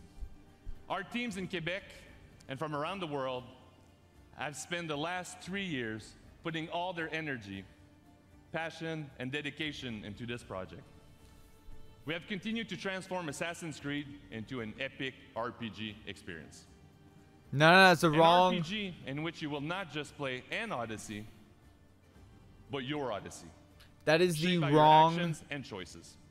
genre. It's not an And the RPG. first choice you'll make It's at the an start of the action game adventure is game. to choose That is the wrong your genre. Ooh, we get to finally choose a character. Alexios or Cassandra. Well, wait. Let's start the uprising and the internet, And you you play know, that getting character pissed for off. the entire game. Where's the trans character? You share the bloodline of a legendary. It's only male or female. Where's the trans character at? Huh? They don't have their representation. They need to have the representation in this. I'm just being stupid. That there wasn't back then. There were no trans. Like not the same way that it is You're old nowadays. enough now. I'm just being stupid. My father's spear holds a certain burden, but you're ready. Think of Leonidas. He had great courage, and he made a great sacrifice. You share in his blood and the strength he possessed. The broken spear of Leonidas gives you access to powerful Boring range, trans characters. combat, and stealth abilities that you can unleash on your enemies.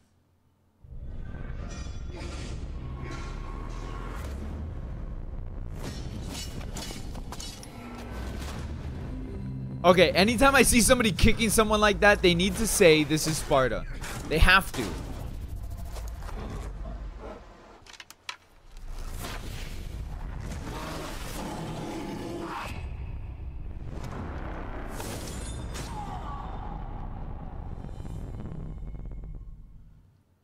And for the first time, we have deeply changed the way we tell stories in Assassin's Creed. You can now truly interact with history like never before. Nico, no, we're not playing SAO tonight. Perhaps when I was thinner. It's both in E3 weight right now. and philosophy. So, tell me, were you able to resolve the situation without bloodshed?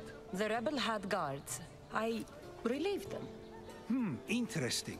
You thought the life of a thief and a murderer was worth more than that of soldiers doing their duty. I wasn't even thinking about him, to be honest. And what of the rebel?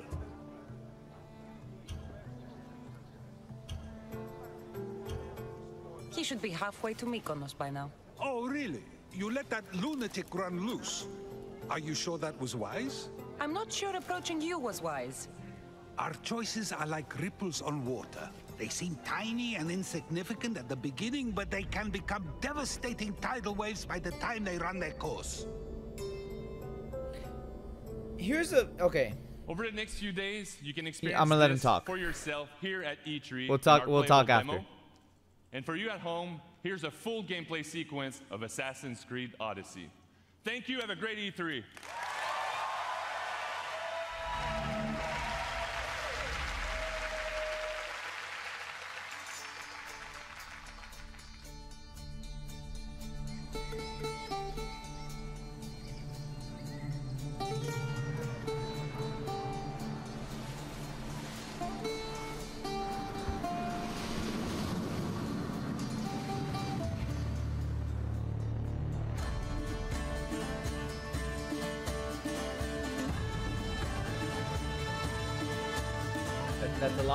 That's a lot of boat riding there. It's giving me bad flashbacks of Zelda Wind Waker.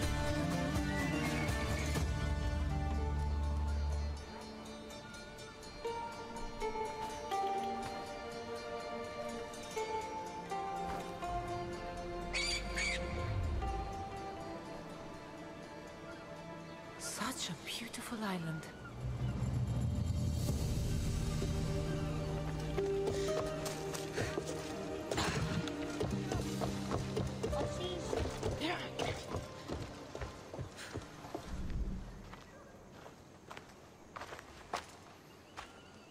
Mykonos Island, built from the corpses of giants slain by the legendary Iraklis. Read me the note again. Eagle-bearing Mystios, that's you. We are a small but fierce group of rebels who'd pay you handsomely to help us overthrow our Athenian oppressors. A warrior named Diocles fights with them. None who face him survive. Please, Mystios. Our people are dying. So here's my question: is one character with Sparta, Sparta, and the other one's with Athens? What did your informant tell you? I mean, that's kind of the impression that I'm getting. There's a price on your head. Whew, that didn't take long. There's also word of Spartans landing on Mykonos. So, I'm here to find Kira, who wants me to kill Diocles. An Athenian ally. Who's at war with Sparta. And don't forget the bounty! Business as usual, then. Gods protect you, Cassandra. Thanks, Varnavas. But they'll be too busy protecting Diocles from me. We've been spotted! Go! I'll handle this! Fight them for all you're worth! Ella.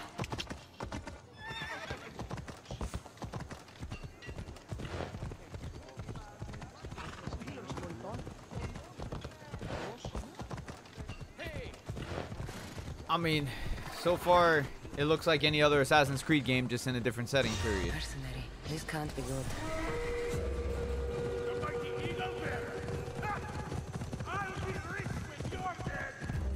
You're chasing your own death, mercenary! You won't escape me! You want my head? Come and take it! Did she just light her sword on fire? She did. You can't defeat me! Assassin's Creed died for you after Black Flag. I couldn't even finish part 2. That's the problem for me with Assassin's Creed games, is they're way too repetitive. And it's not... And it's not that they're not good games, it's just the constant repetitiveness throughout the entire game of everything being the same. Like all the objectives or sub-objectives or sub-quests or whatever are all the same for me. Like in the games, and I'm like, this is just maddening. It's maddening. So I didn't even finish part 2. And I have all of them. Or not all of them, like up to part 4. I have them all up to part 4.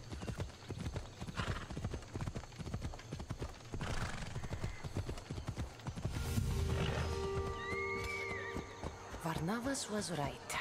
Spartans have made themselves right at home.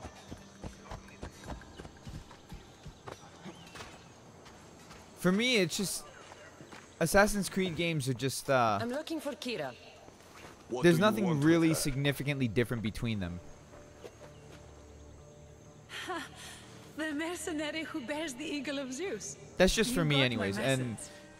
And there's a lot of games like that. I'm not gonna lie and say that there's not. There are a ton of games that are like that, where it's like overly repetitive for between the same games or in the series, and I get bored of those games too. So I'm like, all right, I need a break from these games for a good long while. I'm here to kill Theocles, not go to war. Which is why I sent word of a rebellion to you and Sparta.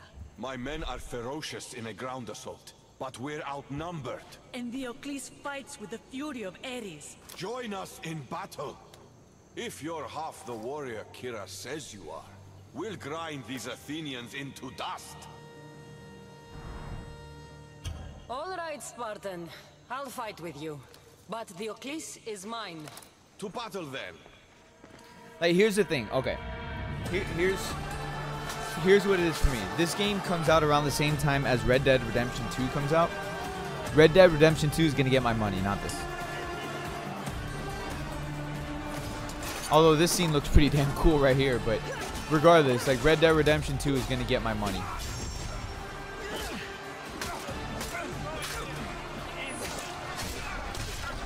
Now see, the combat is looking a lot better. If that's how the combat is in the game, the combat's looking a lot better.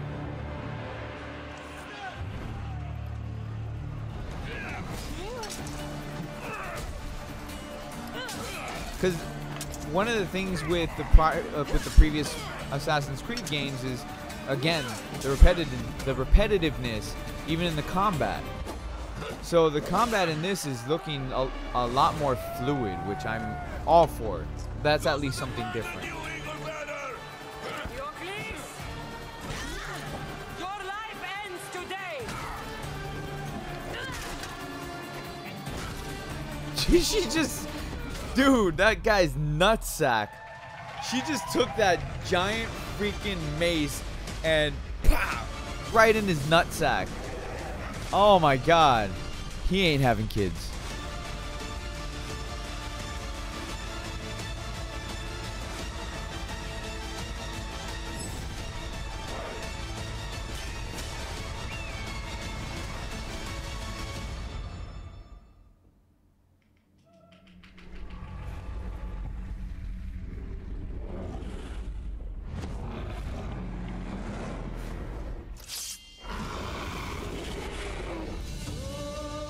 What the hell is that?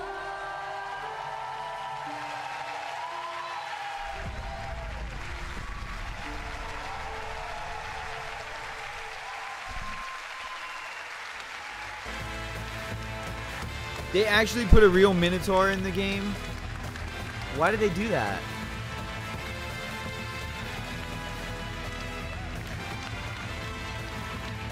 Yeah, yeah, yeah.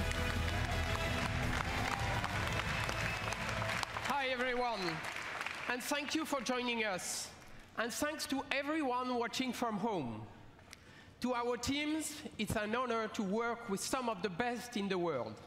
Congratulations on a great show.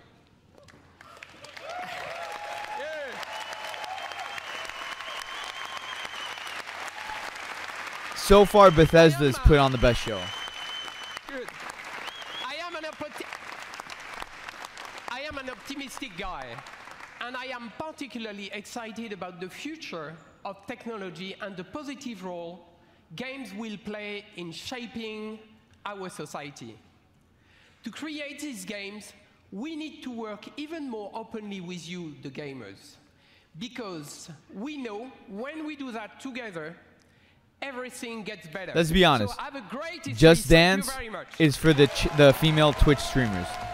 Let's be 100% honest with that. That's what that's for.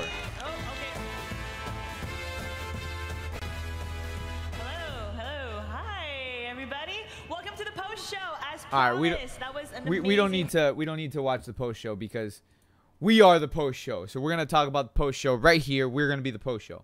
All right. So Skull and Bones, super excited for. Super excited, especially to like if you guys get it as well. Super excited. Like Alinity, nah. Let's not talk about that. Like Alinity actually plays other games, but we're not gonna get into that because like say what you want about her, she actually does play other games and accentuates the other games. So we'll just leave it there.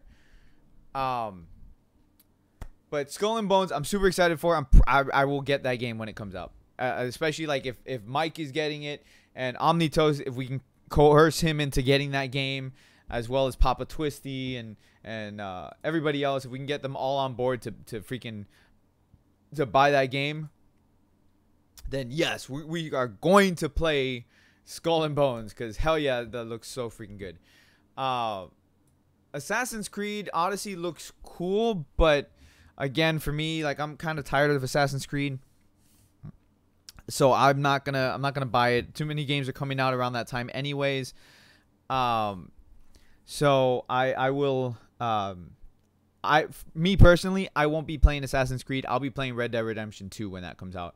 Because again, that comes out in October as well. So, yeah, Assassin's Creed's gonna be a pass for me. But there's like that, the freaking DLC for Mario Rabbids. That was cool. That was cool. Putting Donkey Kong, and then that Star game that's gonna have Star Fox in it. Oh my god! So tomorrow when we watch Nintendo, like I said, that's going to determine whether or not I buy a Switch because freaking I want to play a Star Fox game on the Switch. Like I seriously do.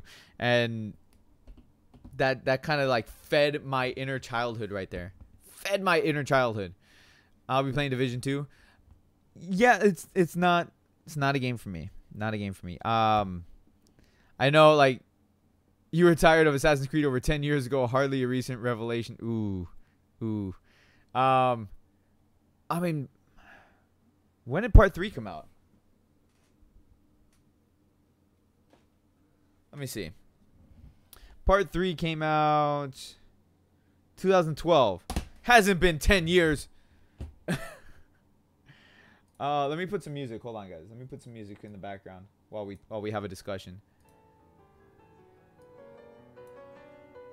Send you the background, the wallpaper of Midgar. I could do that. Hit me up in Discord. I'll send it over to you.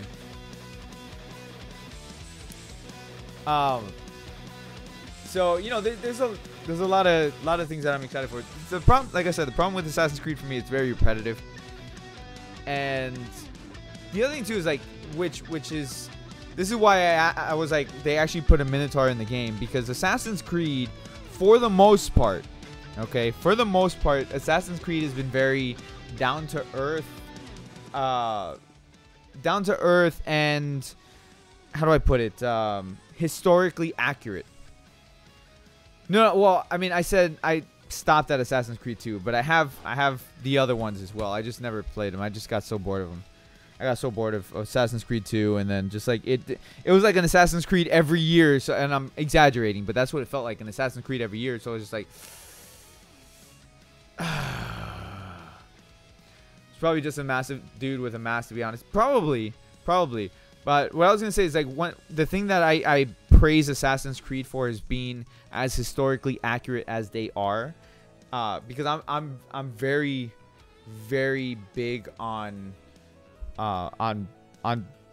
attention to detail, and a game set in specific time periods that are very detailed, focused on that time period where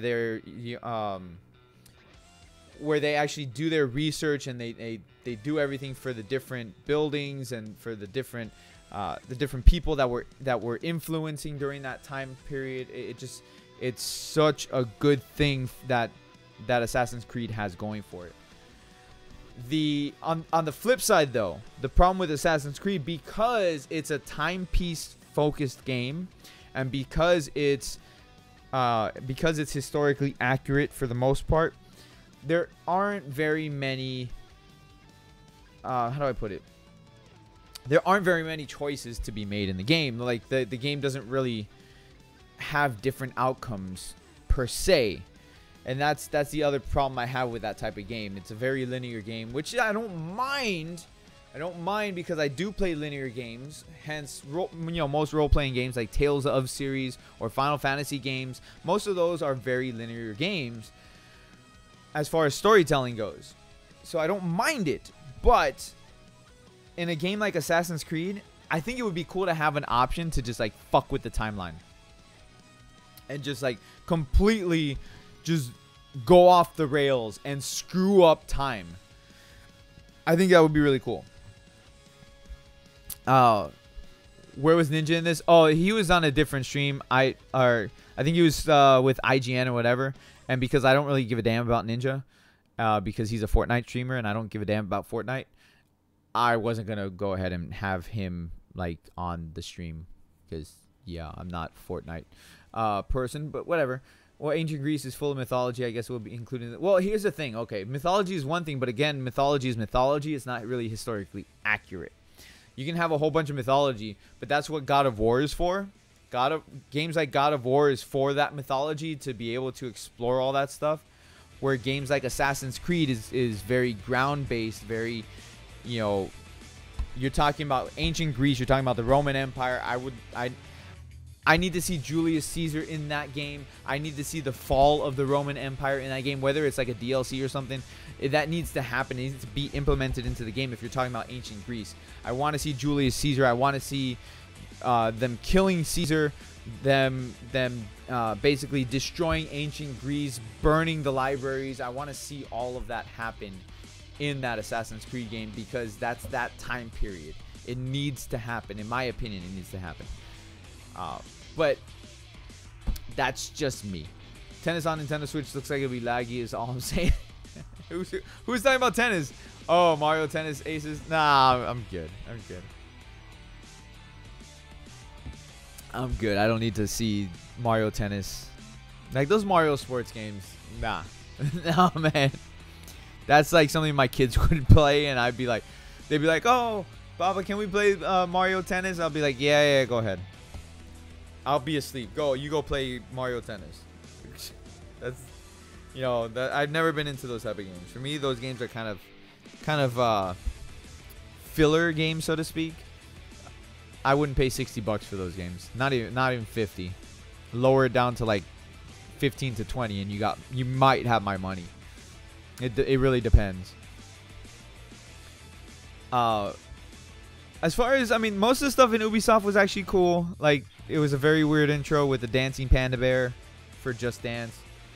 It was very, very... It made me feel weird, like really weird to watch that. But, whatever. They had some good stuff. Division looks cool. It does. Again, it's not a game you see me play, but if you want to watch Division, Mike over at Solitaire definitely is, your man to go watch Division, because like that's his type of game, so he'll play it. But for me, like out of the games that they showcased, you would probably see me play Skull and Bones, and you would see me play that Star game. I forgot what the freaking hell it's called. Star something. Oh, and Beyond Good and Evil looks like it'd be fun too. Beyond Good and Evil looks like it'd be a lot of fun. But besides those, like those would be the main ones that you would see me play. Is Skull and Bones and that Star game. Everything else, not really. Starlink, thank you, Starlink. Starlink, you would see me play. Beyond Good and Evil, maybe. But everything else, not so much for me. But Solitaire would definitely play it. I know he would. Like, that's stuff that he really enjoys. For me, I'm more of a role-playing game, action adventure, strategy, and every now and then League of Legends. Because I put League of Legends in its own freaking category, even though it's technically it's a MOBA game. But for me, like, I'll just say League of Legends. SAOIF Demon Kid, what's up, man? No, we're not playing SAOIF tonight. It's E3. We're talking about E3. You know, SAOIF, I play it a lot. You know, it's one of the main games on the channel, which is fine. But every now and then I take breaks from my main game so that way I don't get bored of them, because if I just play one game all the time, I get bored of the game and I don't want it to be bored. I don't want to get bored of it. So there's no SAOIF tonight, because tonight we're going to watch the PlayStation or the Sony conference, which super excited for the Sony conference. Super excited. There's, you know, Death Stranding, Last of Us 2, Ghost of I want to say like Tsushima. I know that's not what it's called. There's they might show more Devil May Cry 5, which would be freaking awesome if they show some extra stuff of Devil May Cry 5. Days Gone. What else we got?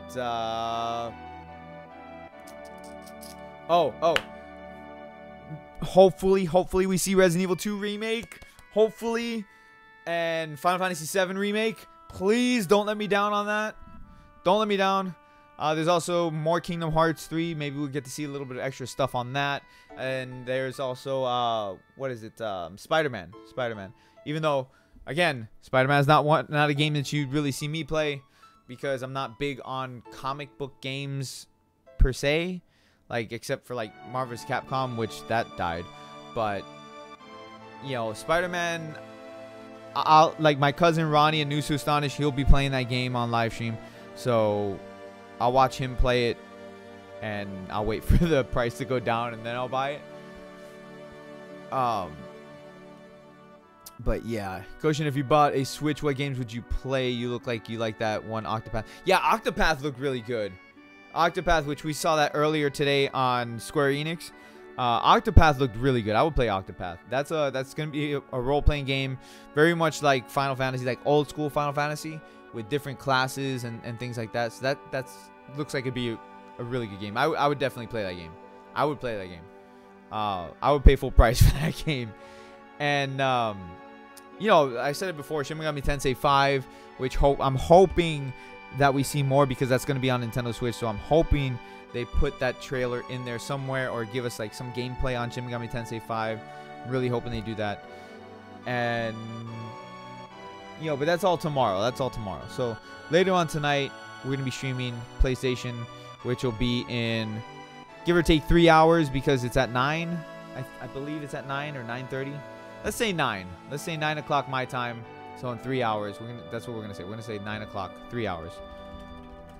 And yeah, so we'll be streaming that, and we'll have a good time streaming the PlayStation conference. Up next, if you guys wanted to watch, I'm not gonna stream it, but if you guys wanted to watch, they're gonna have a PC gaming conference. I'm not gonna watch it, but if you want to, it's there. I'll find the link for you guys, that way you guys can go ahead and watch that if you want to. Let me pull that up really fast for you. PC gaming E3. Let's see if I can find that. Because if I can find that for you, then you know, you guys can have a good time watching that. Because I'm not, like I said, I'm not gonna watch that. I'm not gonna live stream. I'm actually gonna go take a nap. That's what I'm gonna do. I'm gonna go take a nap. Let's see, E3 2018. Maybe it'll be on E3's website itself. Let's see. Or maybe not. Like, where the hell are you? If anybody has a link for the PC gaming conference, then go ahead and put it up, because I can't freaking find it. Let's see. Channels. There it is. YouTube live at E3. Let's see if we can find that.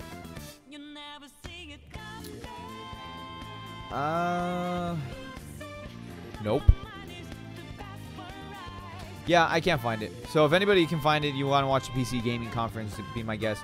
I'll be back in give or take 3 hours or so, and that way we can all watch the PlayStation Conference. Because I have like 100% feel like Sony is going to steal the show for PC gaming, or for PC gaming. Wow, for E3.